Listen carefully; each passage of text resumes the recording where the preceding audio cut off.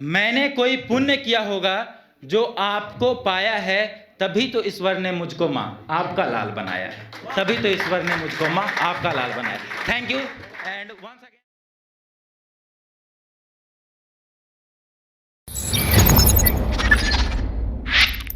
मैं प्रशांत कुमार औरंगाबाद से आया हूं। सबसे पहले मैं दिले शायराना को धन्यवाद कहना चाहूँगा, जिसने मुझे ये मौका दिया कि मैं यहाँ खड़ा हो सका।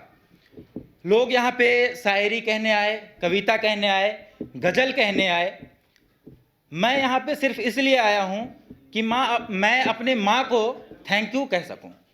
कई बार क्या होता है ना कि आप दूसरों को तो थैंक्स और सॉरी कह देते हो, लेकिन अपने घर में अपने माता पिता को उनकी क्या कृपा ही है हमारे ऊपर, वो नहीं बता पाते। तो मैंने कुछ लिखा है जो मैं अपनी माँ को डेडिकेट करना चाहूँगा। वैसे तो मैंने कभी उनको थैंक यू नहीं कहा, उनकी अहमियत नहीं बताई कि मेरे जीवन में आपकी अहमियत क्या है, लेकिन मैं इस शब्दों के माध्यम से बताना चाहूँगा। खुदा ने बहुत सोचकर ही माँ को बनाया होगा, खुदा ने बहुत सोचकर माँ को बनाया होगा, उनके भीतर ममता के मोतियों को पिरो कर सजाया होगा। खुदा ने बहुत सोचकर माँ को बनाया होगा, उनके भीतर ममता के मोतियों को पिरो कर सजाया होगा। दी होगी उनको वो शक्ति कि बच्चों को जन सके, दी होगी उनको वो शक्ति कि बच्चों को जन सके, आंच ना आने दे बच्चों पे उस लायक बन सके, आंच ना आने दे बच्चों पे उस लायक बन सके। मेरी माँ भी मुझसे बहुत प्यार करती है। एक्चुअली सभी की माँ अपने बच्चों से प्यार करती है, मेरी माँ भी मुझसे बहुत प्यार करती है। मेरी गलती हो फिर भी दुनिया से लड़ती है, मेरी गलती हो फिर भी दुनिया से लड़ती है। कभी कभी सोचता हूँ, एक्चुअली ये कहानी है, मेरे पिताजी सन 2000 में पैरालाइज्ड हो गए थे। उसके बाद सारा बोझ मेरी माता पे आ गया था और उन्होंने मुझे इंजीनियरिंग करवाया। अभी मैं लॉ कर रहा हूँ, तो उसके लिए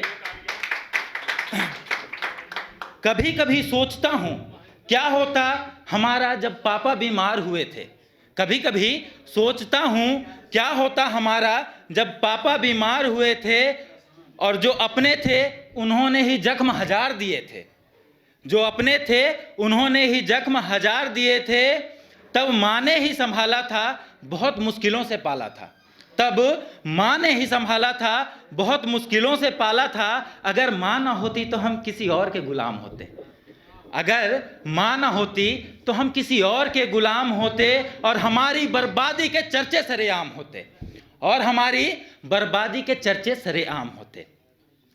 भाई 16 के थे और मैं 6 साल का था, भाई 16 के थे और मैं 6 साल का था, दुनियादारी के रीत से अनजान सा था। भाई 16 के थे, मैं 6 साल का था और दुनियादारी के रीत से अनजान सा था।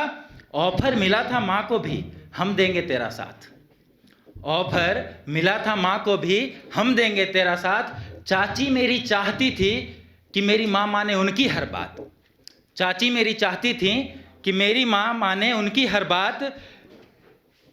उनका कहना था नमक रोटी दूं तो वो भी खाना पड़ेगा, उनका कहना था, ध्यान दीजिएगा, उनका कहना था नमक रोटी दूं तो वो भी खाना पड़ेगा, और जहां मैं बोलूं वहां बच्चों को पढ़ाना पड़ेगा, और जहां मैं बोलूं वहां बच्चों को पढ़ाना पड़ेगा।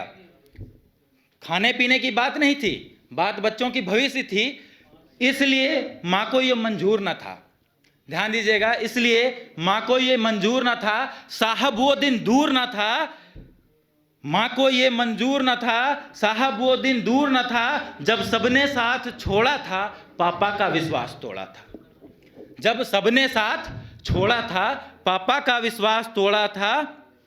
माँ ने प्रस्ताव अस्वीकार किया, मेरी माँ ने प्रस्ताव अस्वीकार किया, हम सबको संस्कार दिया, पापा की सेवा करने हेतु अपने सुखों का त्याग किया, पापा की सेवा करने हेतु अपने सुखों का त्याग किया। एक सत्यवती वो थी जिसने सत्यवान को बचाया था, एक सत्यवती वो थी जिसने सत्यवान को बचाया था, और मैंने देखा है साहब मेरी माँ ने पापा को नया जीवन दिलाया था, मैंने देखा है साहब मेरी माँ ने पापा को नया जीवन दिलाया था, पापा की सेवा की और हमें भी पढ़ाया था। पापा की सेवा की और हमें भी पढ़ाया था। माँ ने मानो अपने ही कंधों पर सारा बोझ उठाया था। मानो माँ ने ही अपने कंधों पर सारा बोझ उठाया था। माँ, आपका योगदान अतुल्य है।